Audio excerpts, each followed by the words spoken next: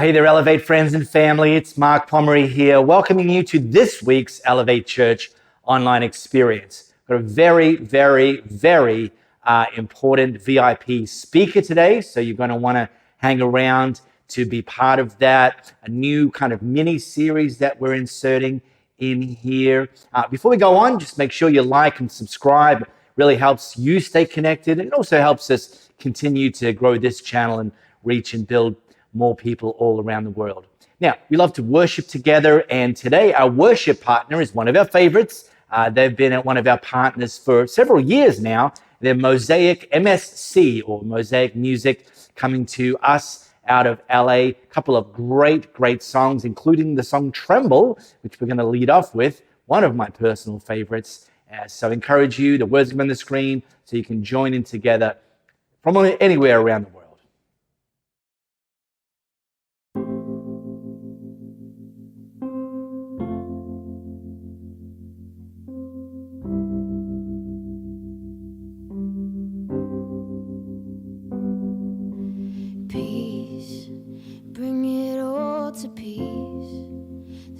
Surrounding me, let it break at your name. Still, call the sea to still, the rage in me to still every wave at your name. Jesus, Jesus, you make the darkness tremble. Jesus, Jesus, you silence fear.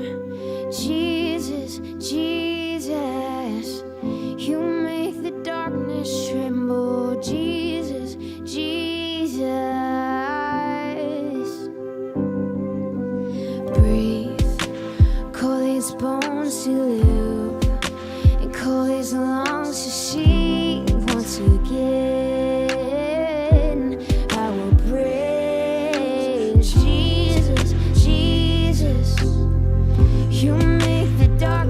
Tremble, Jesus, Jesus, you silence fear. Jesus, Jesus, you make the darkness tremble. Jesus, Jesus,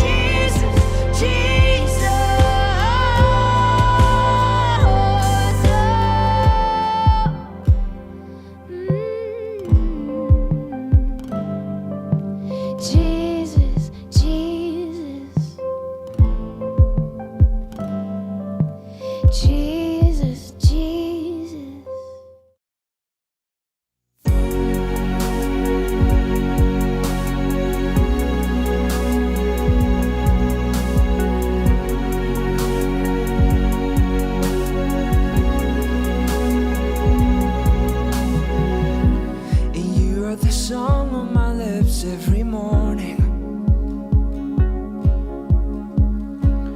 'Cause you are faithful in every way.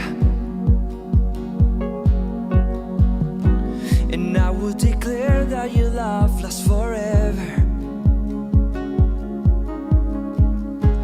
And no need to worry, my eyes fixed on you. 'Cause you have my heart, all of my life. I will lift your name on high, King of all. 'Cause you are my strength, the beginning and the end. And I will seek you every day, King of all.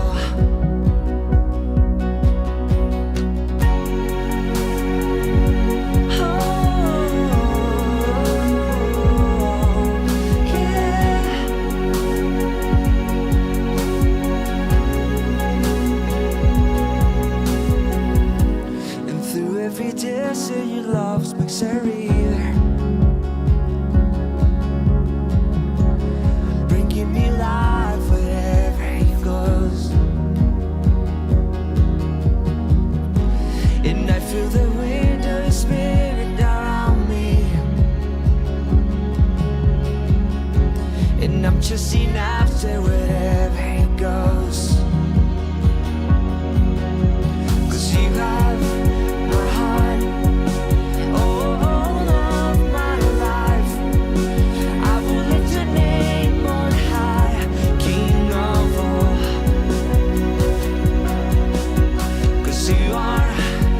strength, the beginning and the end. And I will seek you every day, King of all. And let our hearts sing to you, and we will follow only you. Let your light shine and show us who we are, King of all, King of all.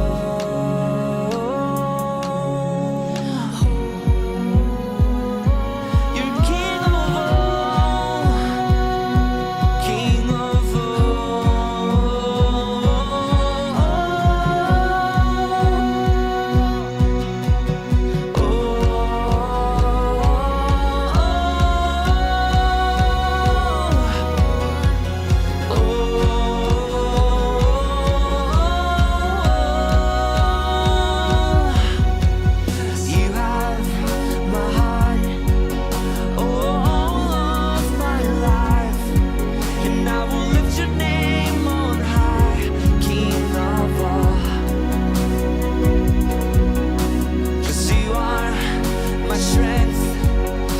beginning and the end. I will seek you every day, King of all. You're King of all,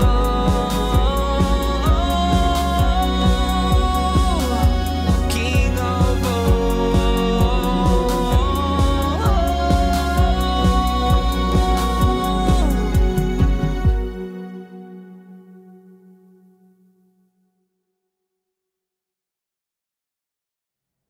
Hey, so I've already teased it out that we've got a very, very VIP speaker today. One of our external teaching team members, actually. This is the one and only Marcy Painter coming to us from Gateway Church in Melbourne. And we're going to, just over these next couple of weeks, insert a little mini-series really around this idea of what it looks like to be a disciple of Jesus and a growing disciple of Jesus. So starting right now, here's our very good friend, the great Massey Painter. Good morning, Elevate, and thank you so much for inviting us back into your lives. And we're going to be just spending a couple of weeks talking about the narrow way at the end of the Sermon on the Mount. Jesus talks about the fact that there's a narrow way and a broad way. And a lot of people find the broad way, but the narrow way can be found, but only a few walk it. And I know when I was growing up, that was taught to me, that the broad way was for people who don't believe in God and the narrow way was for people who do believe in God. But scholars actually say that that's not the correct way to interpret that. Because when Jesus was speaking to the crowd, everybody believed in God. The broad way was for those who believed in God but didn't really allow it to change their lives. The narrow way was for those who wanted to be disciples of Jesus, who wanted to be obedient to the way he calls us to live.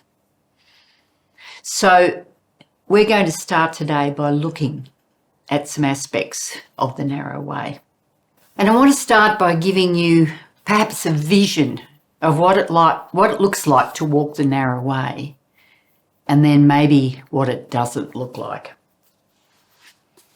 A story from a reasonably forgettable book I picked up at the airport last week. My mother asked me 2 days ago if I would deliver the eulogy at my father's funeral today. I told her I didn't feel comfortable, that I might be crying too hard to speak in front of a crowd, but that was a lie. I just didn't want to do it because I feel that eulogies should be delivered by those who respected the deceased, and I didn't much respect my father. Did you do it? Yep, this morning. Do you want to hear it? Absolutely. I had no idea what to say. About an hour before the funeral, I told my mother I didn't want to do it. She said it was simple and that my father would have wanted me to do it. She said all I had to do was walk up to the podium and say 5 great things about my father.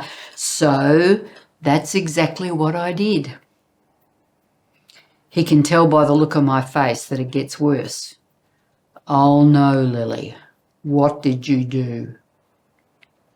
Here, let me reenact it for you. Hello, my name is Lily Bloom, daughter of the late Andrew Bloom. Thank you all for coming and joining us today as we mourn his loss. I wanted to take a moment to honour his life by sharing with you 5 great things about my father. The first thing,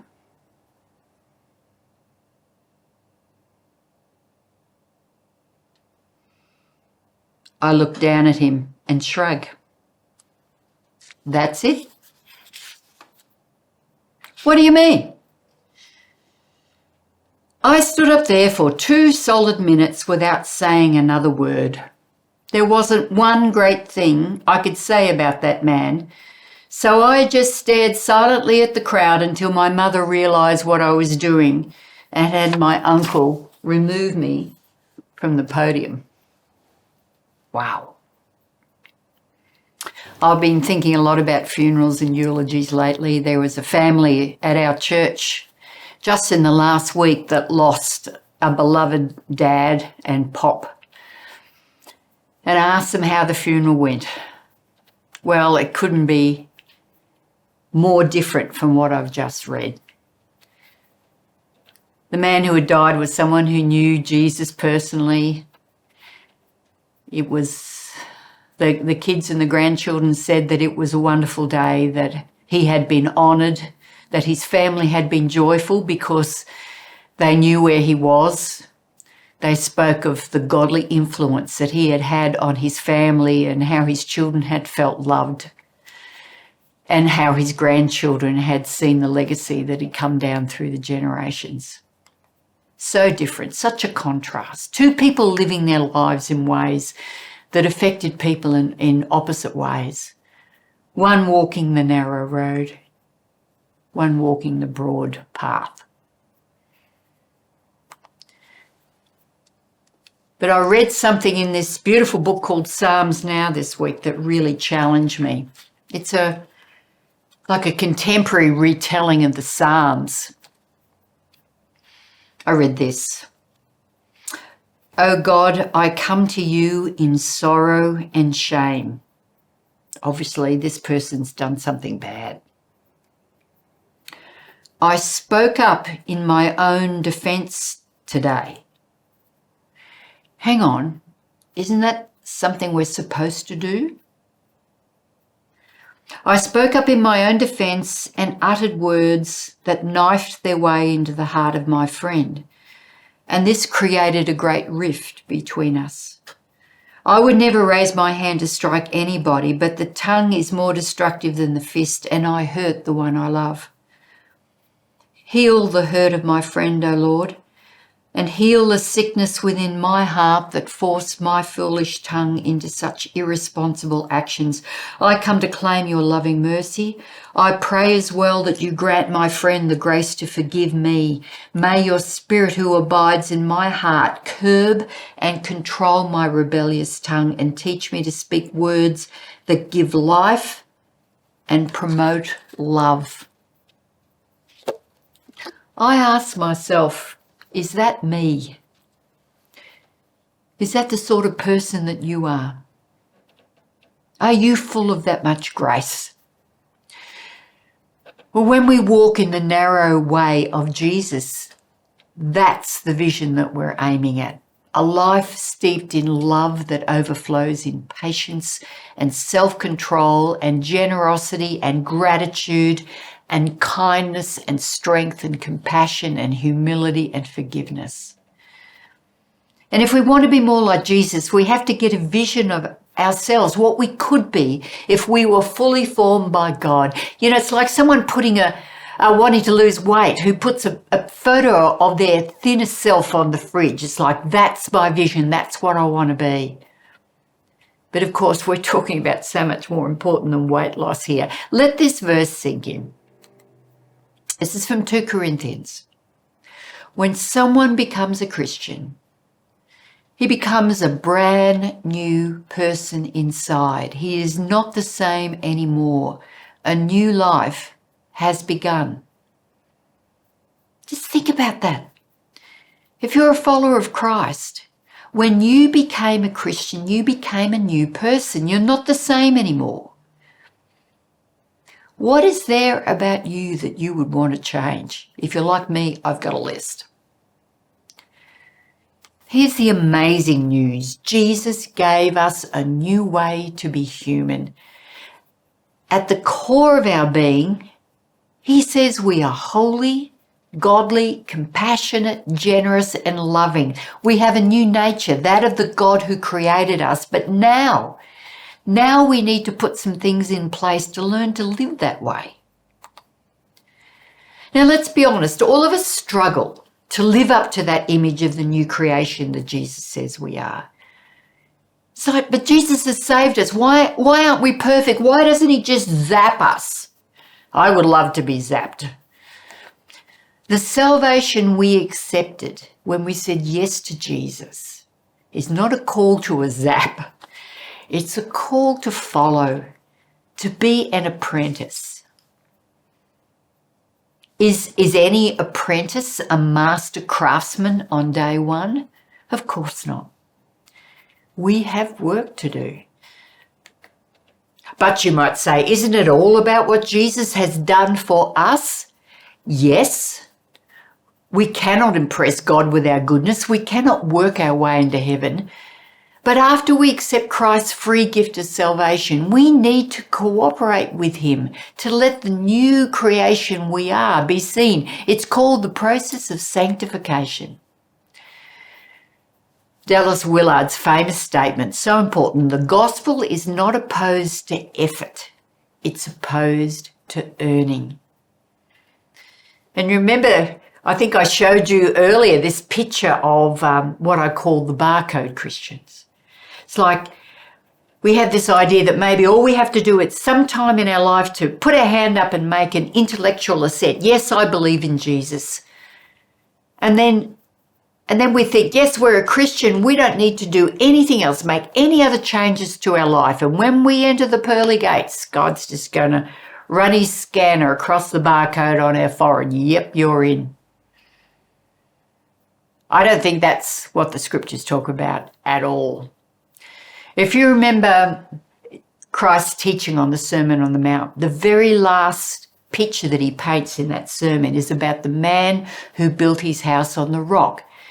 And Jesus says that that's like building his house on the teachings of Jesus.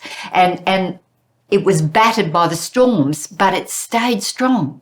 But notice who built the house. Jesus didn't build that house for the man. Jesus didn't build it. It was the man who built it. The man built his house on the rock. To build a house requires effort and discipline. We are not just consumers of Jesus' goodness. We are apprentices of his way. John Mark Comer says this in his book, Practicing the Way. There is a way of life modelled personally by Jesus himself that is far beyond anything else on offer in this world.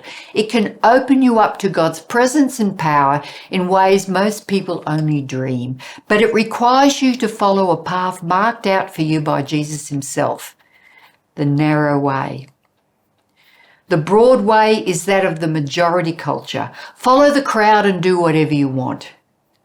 Billions of people live that way, but it does not lead them to life. Instead, it often leads to destruction. It leads to countless stories of people falling to pieces and never reaching their promise or potential.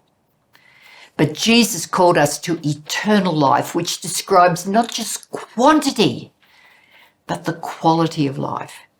This eternal life is a new way to be human through union with God, beginning now and stretching out over the horizon of death into forever. Jesus was constantly offering this life to any who would follow him. I have come that you may have life and have it to the full. I really, really want that. Do you? And you know what the best news is?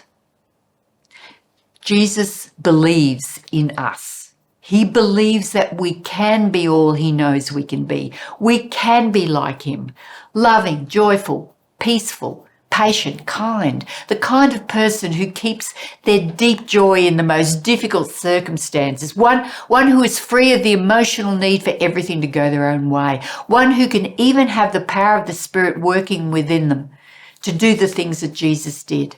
Jesus promised he would be with us to the end of the age. We are not on our own. I want that. Do you? Now, I said the good news is that it's possible. The reality check is that it's not inevitable. It will not happen by accident. There are no accidental saints. It takes commitment and effort from us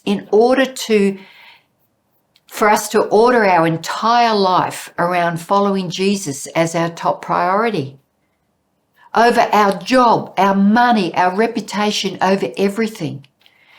Yet when we do that, all these other things will fall beautifully into their proper place. Jesus said this in the Sermon on the Mount: make your top priority God's kingdom and his way of life, and all these things will be given to you as well.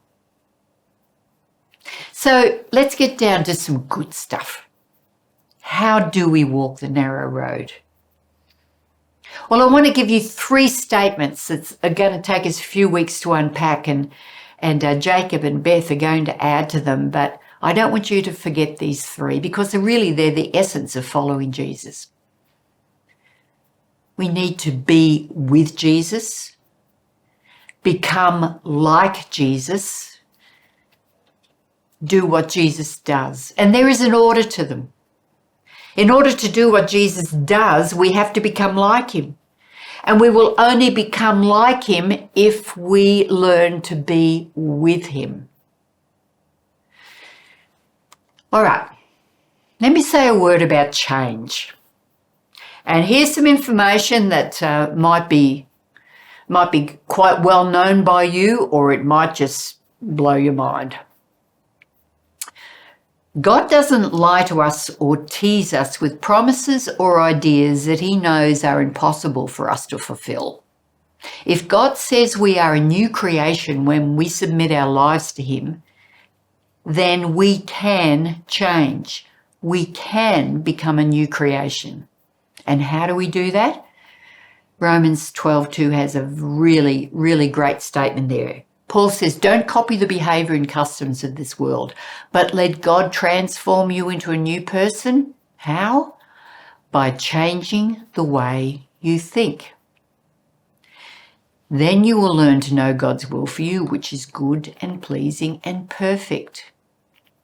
Did you know that you can change the way you think? There is a lot of studies have been going on for many years, but we're learning more and more about the neuroplasticity of the brain. That's a big word. What it means is that the brain is not fixed like concrete. It's like plastic. It can be molded. It can be taught. It can be changed. It can be reformed. Now, when my kids were little, I used to teach them something, and I didn't realize I was teaching them profound neuroscience. Here's what I used to say to them. They both did piano lessons, and they'd often get very frustrated when a new piece of music was put in front of them. And, they'd start with two fingers just trying to play bang, bang, bang, bang. It sounded terrible, and they knew it. And they'd try for a little bit and then often, slam the piano lid down and walk away. I'll never get this. But I'd sit them down and say, when you're learning something new, imagine that there's a field with weeds in it.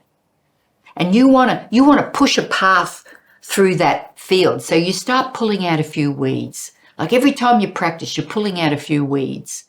And then you practice a bit more and you pull a few more weeds out. And then maybe after you've practiced that piece for a week, we've actually got a rough path going through that field. And then the more and more you practice, that path becomes a road. And then after a couple of weeks of practice, it's like a freeway. And they don't even need the music anymore. It has been so entrenched in their brain, they have forged new neural pathways, and they can now play that piece as if it's always been in their mind. Now, I'll show you an image. A girlfriend of mine's just finished a doctorate on neuroplasticity. And this is one of the visual images that she used to describe what I've just been saying to my kids about the piano. And this is something that is being proved by people who study the brain now. We can change the way we think by putting in practices and habits that actually realign the neurons in our brain, and they take something that was really hard and make it easy. When God said we can change or renew our minds, he was just describing the way the brain he created actually works. Through habits, practices, disciplines that we put into our lives, we can change the way we think. We have parts of our brain that react immediately. They're like our fight or flight mechanisms in our brain. And there are other parts that operate sort of after the immediate reaction when there is a bit more time to apply reason. Now, let me give you an example. I was putting on my coat the other day and I felt this little tickle on the back of my neck, and I thought, my brain said, that's a spider, and I'm going like this. And then my rational brain clicks in and I realise, it was just my collar. That's the two sides of my brain working. Now, when someone says something to you that you might find rude and disrespectful, what's your first reaction? For most people, it's to get angry straight away. And if we don't have Jesus in our life, if we don't have any renewal of our mind, most people will just stay in that angry place. You were rude to me, so that's it. You're cancelled. Maybe if we've walked with Jesus a little longer, maybe we move from that angry place to a place of a bit more reason where we think, okay, let's put down the anger and let's try and get to the bottom of what was going on in that person's life that they were rude. Can you imagine getting to a place where our mind was so renewed by godly habits that we don't react immediately with anger at all? but with compassion and the desire to understand. Or that person's been really rude and disrespectful. What is happening in their life that would cause them to be like that? Now that's a renewed mind. But it would take work to cut that path through the forest. I really want to be that renewed mind. I wonder if you do too. So the first step in getting there is to learn to be with Jesus. The word the scriptures give is the word abide, which means to remain, to dwell, to stay. Jesus said, "Remain in me and I will remain in you, for a branch cannot produce fruit if it's severed from the vine, and you cannot be fruitful unless you remain in me." So how do we stay with Jesus? You know, I love being in worship every week. I love worshiping in the house of God.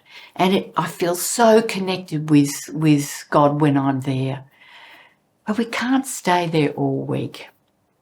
How do we stay with Jesus in our everyday world? Well, let me take you on a thought journey here. What is the default setting of your mind? Where do you go when your mind is not occupied on a task? For instance, in the shower, waiting at the bus stop. You know, most of us reach for our phones because we can't seem to cope with just letting our minds wander freely. For some, it's too stressful, or they feel like there's monkeys dancing in their brain. I've heard someone describe it as. But imagine if the default setting of our brain was to pray, to talk to Jesus constantly about what we're seeing and doing. Imagine if you were capable of being in two places at once, like eating breakfast and talking to Jesus, driving and talking to Jesus, fixing a pipe and talking to Jesus, making a coffee, changing a nappy and talking to Jesus. Apprenticeship to Jesus is about turning our bodies into temples. That concept just blows me away. A temple is a meeting place between heaven and earth, a place where God is fully at home.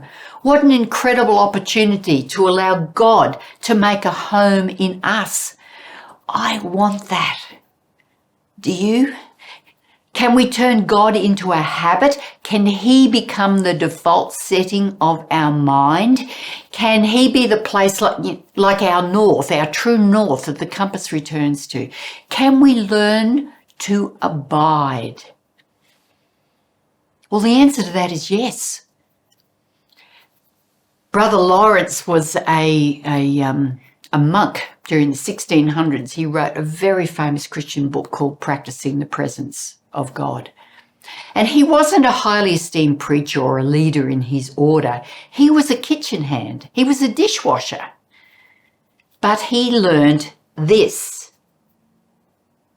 He knew about neuroplasticity, although of course he didn't use that word. He knew that with practice he could change the way he thought. He learned over time how to direct his thoughts to Jesus constantly. And slowly it moved from something he had to work his will towards, like pulling a few weeds out, to something that came naturally. It turned into a highway in his mind. He turned God into a habit. And when we start this, it can be a frustration, as a million things will fill our minds. But over time, the wiring of your brain will begin to change and new neural pathways will form. And the more you pray, the more you will think to pray. There is so much we can't do in our spiritual formation. We cannot fix or transform ourselves, but we can do this. We can be with Jesus. We can pause for little moments throughout our days and turn our hearts towards Jesus with silent prayer and love. You know what the simplest form of prayer is? I want to teach it to you right now. Would you close your eyes with me just for a minute? And just use that gift of imagination that God has given you. Imagine you are looking at Jesus, however he looks to you. And then I want you to imagine him looking back at you with love.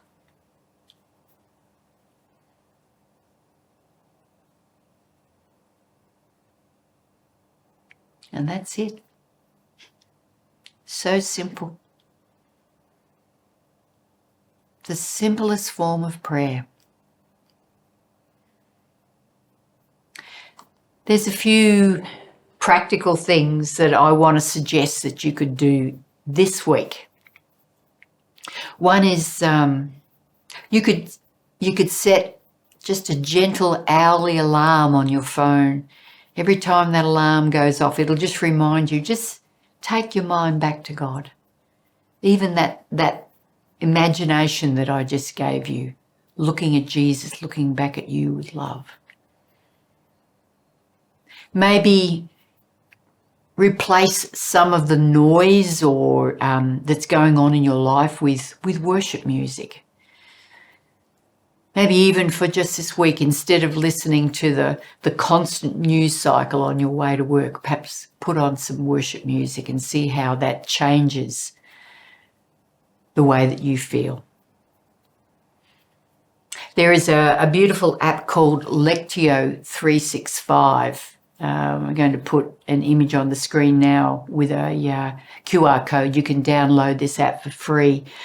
And it's designed, the Lectio Divino is a method of sitting and meditating with Scripture. It has been used by Christians down through the ages.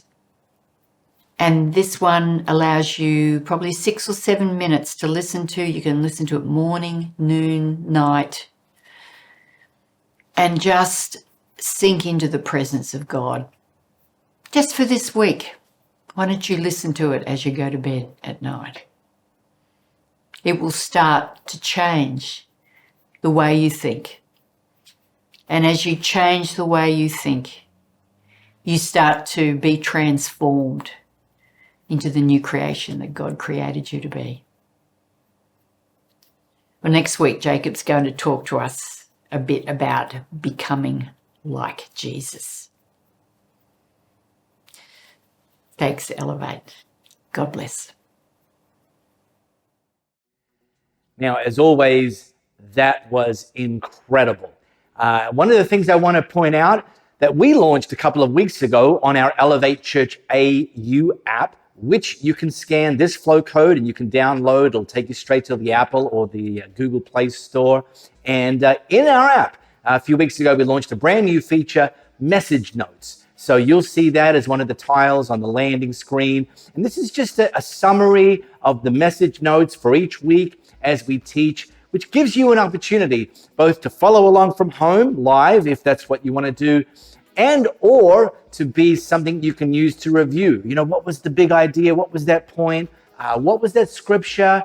And you can review and just keep going back to that. And we're seeing and getting feedback that more and more people are using it as a review tool, which is very, very cool.